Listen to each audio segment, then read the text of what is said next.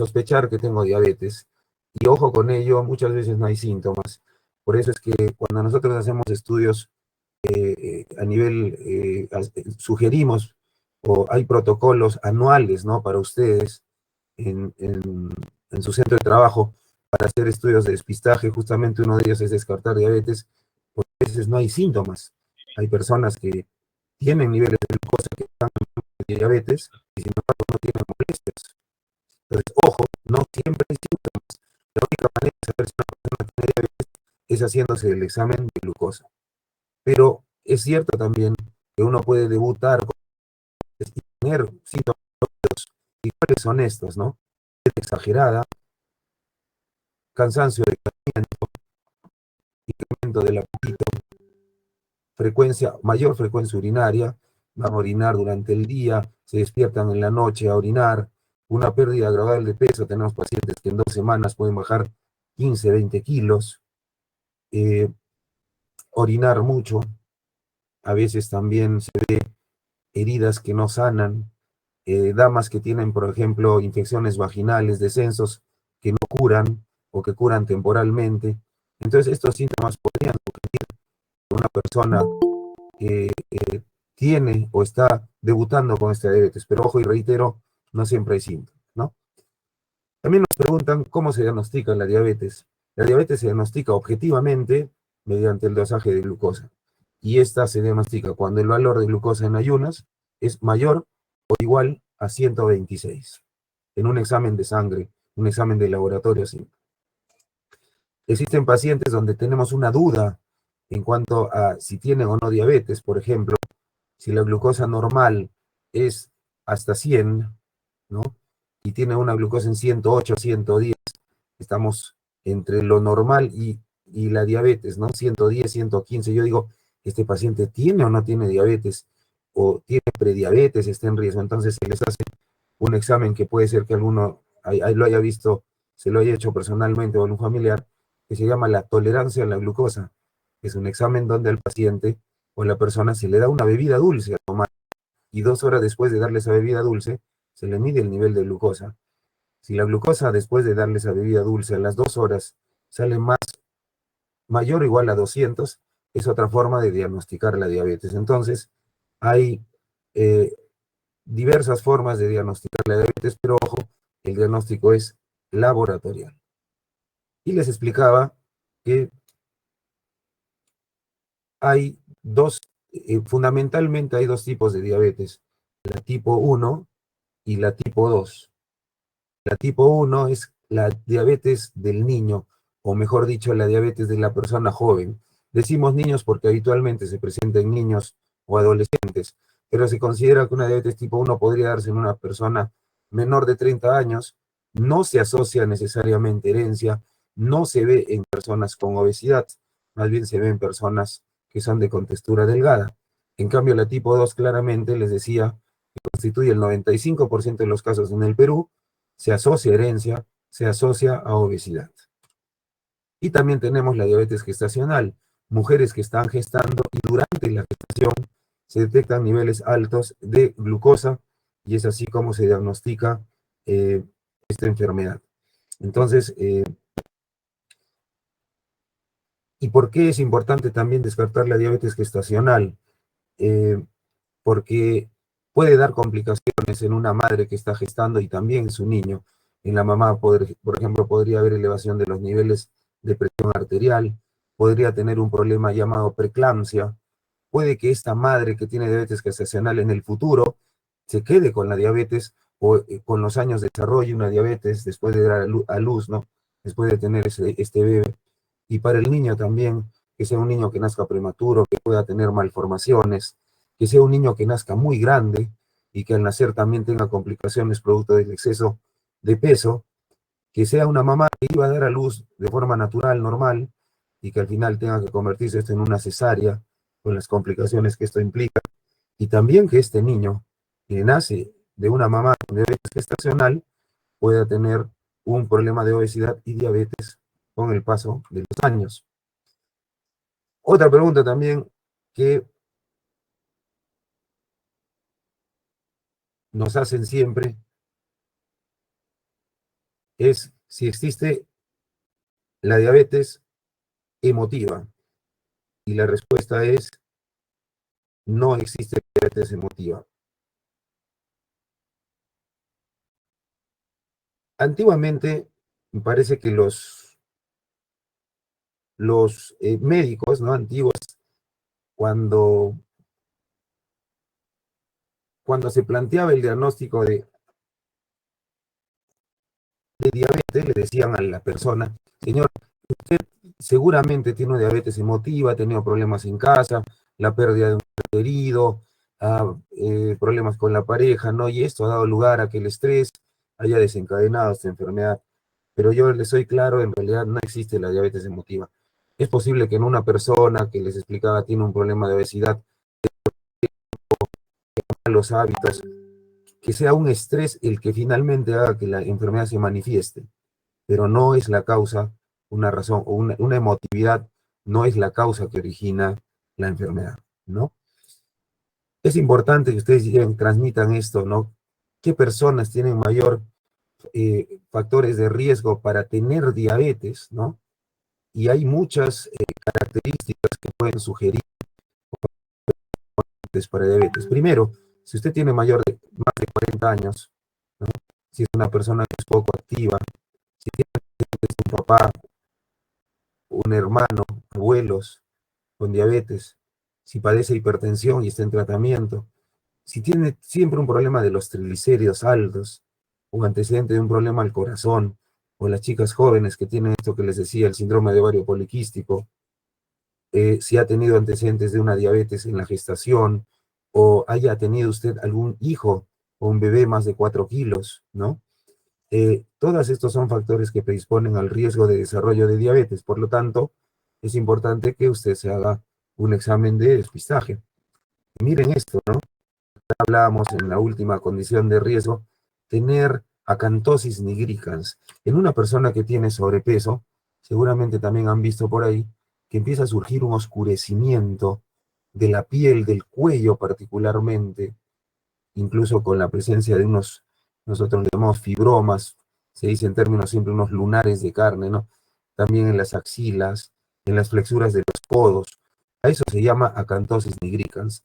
En una persona que tiene obesidad y este oscurecimiento de la piel, que ojo, también lo vemos en niños, estamos hablando de que esta señal llamada acantosis nigricans nos puede decir que esta persona puede padecer a futuro de diabetes si no hacemos o tomamos las medidas correctivas pertinentes. ¿Por qué la preocupación del médico endocrinólogo de tratar la diabetes y más aún prevenirla? La diabetes es la enfermedad que el endocrinólogo ve, en la que el endocrinólogo tiene más experiencia y ve con más frecuencia. Es porque esta es una enfermedad devastadora, ya que con el paso de los años en una persona que no se cuida puede generar una serie de problemas en diferentes órganos, y más aún si esta persona tiene una presión arterial elevada y un nivel elevado de colesterol y triglicéridos. Todos estos factores pueden afectar particularmente la salud del corazón. Entonces, si una persona tiene, y es común, ¿no?, que coexista diabetes, presión arterial y colesterol alto, esta persona tiene mayor riesgo de padecer problemas particularmente cardíacos, ¿no? Entonces, existe la ceguera por diabetes. Miren, acá a la izquierda, esta es la imagen que ve un oftalmólogo del fondo de un ojo cuando observa o se hace un estudio de la retina, se llama, que es donde está la circulación del ojo. Esto es lo que lo observa. Esto se llama derrames, sangrados, alteración, arterias tortuosas que fácilmente se rompen, sangran, y esto finalmente lleva a la pérdida de la vista en una persona con diabetes, insuficiencia de los riñones por la diabetes, que puede llevar a que una persona finalmente tenga que dializarse por el problema de los riñones, las famosas úlceras diabéticas. Por ejemplo, acá vemos unas úlceras en las plantas, que desgraciadamente cuando no son tratadas y cuando el paciente tiene un problema de circulación, por ejemplo, pueden llevar a la amputación de los miembros inferiores, que es algo terrible y que afecta mucho su calidad de vida, problemas cardíacos, ¿no? Hay personas con diabetes que tienen muerte súbita, fallecen inexplicablemente, pero no es tan inexplicable porque es la diabetes la que genera el daño cardíaco en silencio. Pero la pregunta es, ¿se puede evitar adquirir todas estas complicaciones que puede generar la diabetes a través de los años? Por supuesto, claro que sí, pero todo depende y está en esa persona en la cual se detecta la diabetes, ya que se ha visto que si esa persona desde el momento del diagnóstico tiene los cuidados respectivos, los cuidados adecuados, puede lograr evitar tener estas complicaciones a largo plazo o que éstas aparezcan pero sean más leves, ¿no? Entonces, ¿qué tiene que hacer una persona para el cuidado de la diabetes, ¿no? En realidad la cosa no va por la medicación. La medicación será pues el 10 a 20%. El 80% es el cambio de su actitud, es el cambio drástico del estilo de vida, que es lo que lo llevó finalmente a desarrollar esta enfermedad, ¿no? Una excesiva cantidad de alimentos, dietas excesivas en calorías, falta de actividad física. Entonces, eso es lo primero en lo que hay que trabajar. Comer sanamente. Segundo, ser activo físicamente. Tercero, naturalmente va a haber una medicación de por medio y ahí vamos a incidir. Hay que tomar la medicación en forma permanente. Mucha gente dice, pero si yo tomo una medicina en forma permanente, no me hará daño a otros órganos, no estará dañando mis riñones, no estará dañando mi hígado. Y ahora vemos mucho, pues, en Facebook, en Instagram, ¿no? Gente inescrupulosa que está atentando contra la salud de las personas con diabetes, diciéndole, no tome tal o cual medicina, porque esta medicina le va a hacer daño, lo va a dejar ciego, va a dañar su... ¿no? Gente que ahorita debería o mejor dicho, debería tomarse cartas en el asunto para evitar que esta gente siga intentando lucrar con la quizá ignorancia de algunas personas. Y por eso es la importancia de la educación en diabetes, porque cuando a una persona le indica una medicación en una enfermedad crónica como esta, debería tomarla en forma continua, permanente. Así que no se dejen llevar por lo que dicen las redes sociales. Cuando ustedes quieran un consejo respecto a una medicina, recurran a un médico o recurran a un segundo, un tercer médico que sepa del tema, más no a San Google o redes sociales, ¿no? Que eso es terrible. Hacerse controles de laboratorio periódicos, muy importante, porque les he dicho que en diabetes hay parámetros claros, objetivos, para saber si una persona está bien controlada. Y también hay formas de controlarse la glucosa en casa. Ahora las personas con diabetes todas deberían contar con un aparato que se llama el glucómetro, que es un aparato que sirve para medir en 5 segundos la glucosa en casita. Entonces, otra pregunta que nos hacen es, ¿cuáles son los parámetros, doctor, que yo debo tener para poder sentir que estoy controlado, que mi enfermedad está controlada, que voy a evitar las complicaciones? Hay un examen que se llama hemoglobina glicosilada. El examen que se llama hemoglobina, aún no sé, que es el primero, nos permite saber cómo estaba la persona, si ha estado controlada su diabetes en los últimos 3 meses. Nos da un promedio de menos de 7%. Entonces el consejo es, toda persona con diabetes debe hacerse este examen cada 3 meses. Y si está menos de 7%, quiere decir que su diabetes está bien controlada. Segundo, de 140, 90. Su colesterol malo debe ser menos de 100. Su colesterol llamado bueno, tenemos nosotros también un colesterol bueno, debe ser más de 40 en el hombre, más de 50 en la mujer. El colesterol bueno es un colesterol que limpia las arterias justamente del colesterol malo, las protege. Los triglicéridos deben ser menos de 150. Hay que tratar de buscar un peso adecuado para prevenir las complicaciones.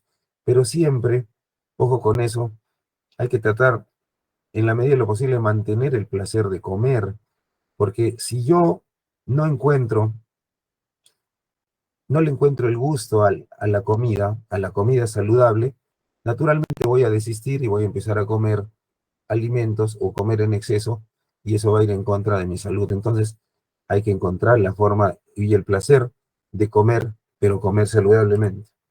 No existe una dieta ideal para la diabetes. En realidad, hay muchos tipos de dietas y uno puede elegir una de acuerdo a su predilección, de acuerdo a sus tiempos, a sus gustos. Lo ideal es que sean asistidos por una nutricionista o un nutricionista, ¿ya? Pero yo les digo particularmente que no estoy a favor de esas dietas de moda como la dieta cetogénica, la dieta intermitente, porque son dietas que el peruano en el tiempo no las puede hacer, no las puede seguir. Hacer ayunos de 16 horas, de 12 horas, hacer dietas solo de vegetales, evitar comer carbohidratos como en la dieta cetogénica, no son dietas que se acomoden a las costumbres del peruano. Por eso la mejor dieta para el peruano es la dieta balanceada, es decir, donde podamos comer de todo, pero en cantidades medidas. Y en ese sentido vamos a hablar un poquito de la dieta rápidamente. La persona con diabetes debería evitar todos estos alimentos, extractos, yogur en exceso, bebidas rehidratantes que tienen una gran cantidad de glucosa. Si tú vas al gimnasio y quieres rehidratarte, toma agua, porque si te rehidratas con bebidas rehidratantes, simplemente lo que gastas en el gimnasio lo recuperas con todo el azúcar que te tomas en una bebida rehidratante.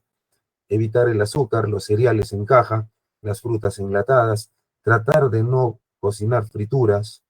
Y ojo, acá les hablaba de los extractos y jugos naturales. Vamos a ver que cuando una fruta es convertida en jugo o extracto, ya no tiene las mismas propiedades que una fruta entera. Por eso el consejo es comer frutas enteras.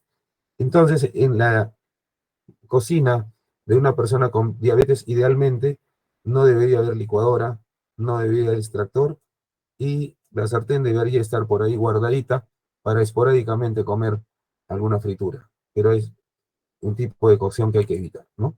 Se pueden usar hierbas y especias de todo tipo para darle sabor a las comidas. Ahí está el gusto de cocinar, porque estas no suben la glucosa. Se pueden utilizar verduras frescas, o crudas o cocidas.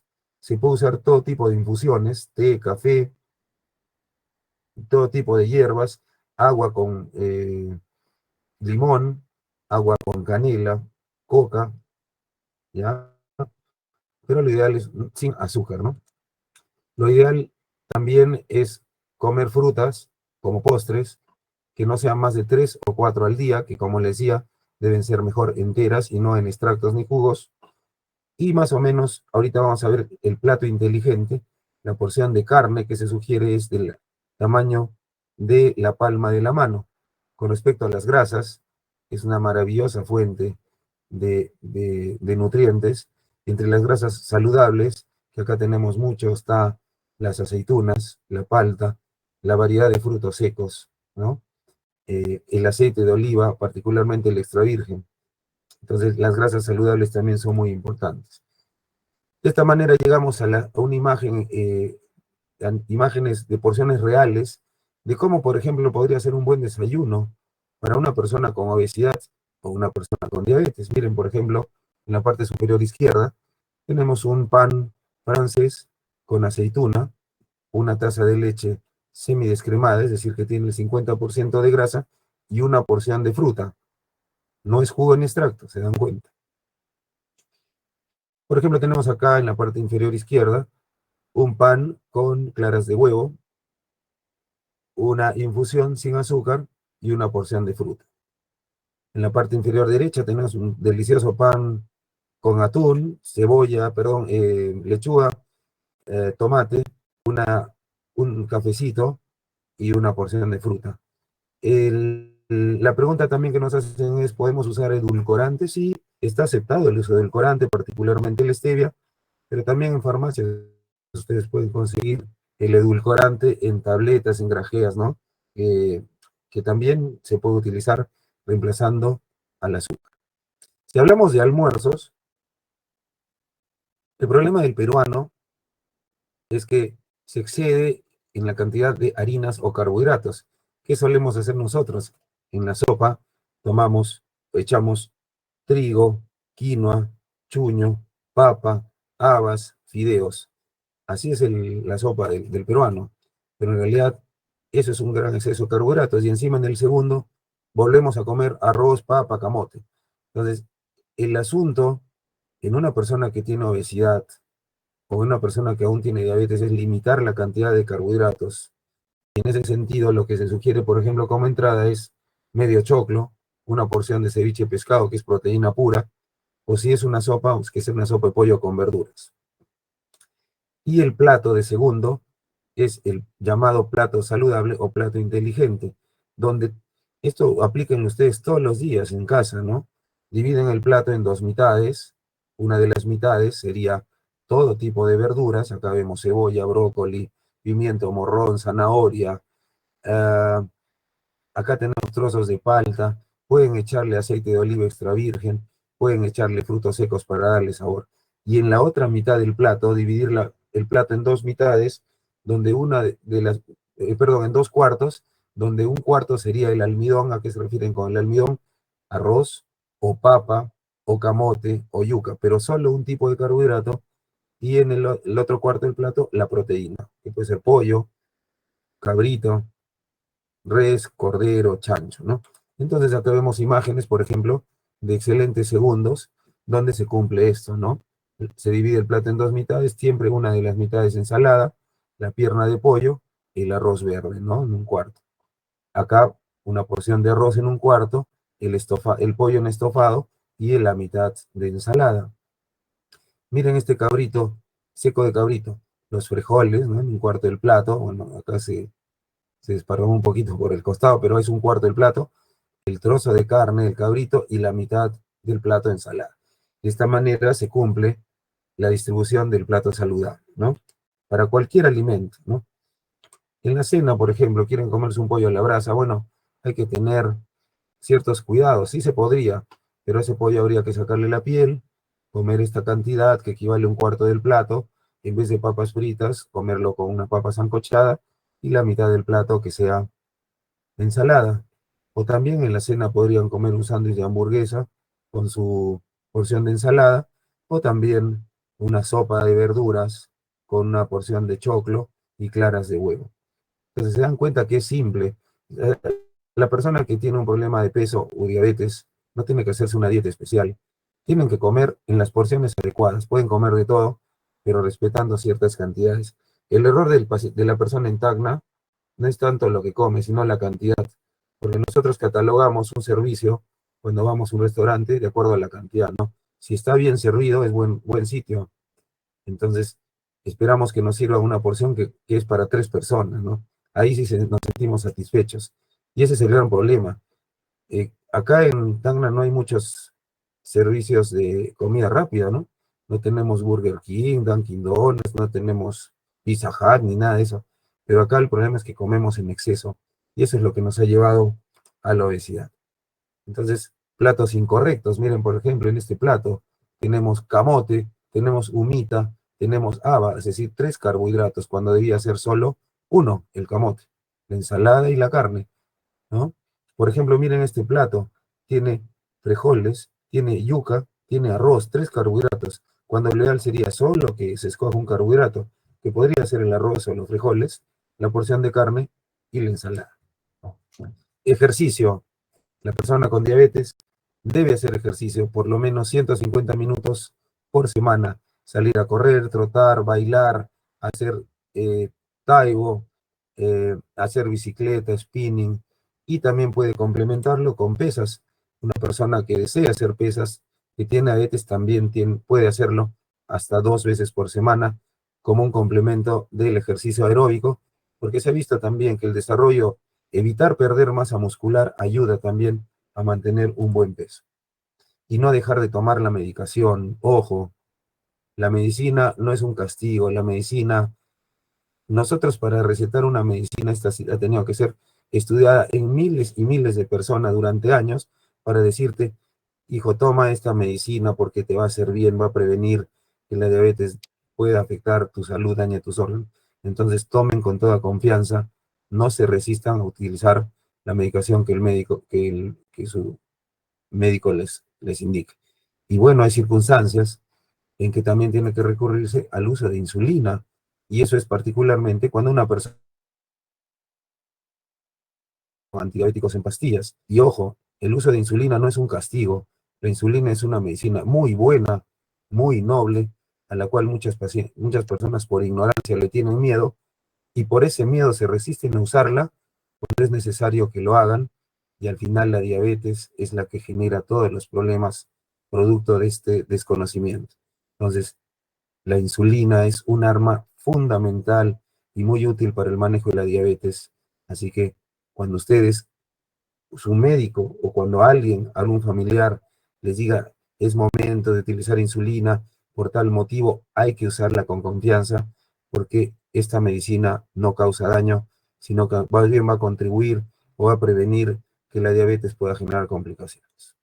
Entonces, no importa cómo, la idea es para prevenir la diabetes hay que cambiar el estilo de vida de nuestra población.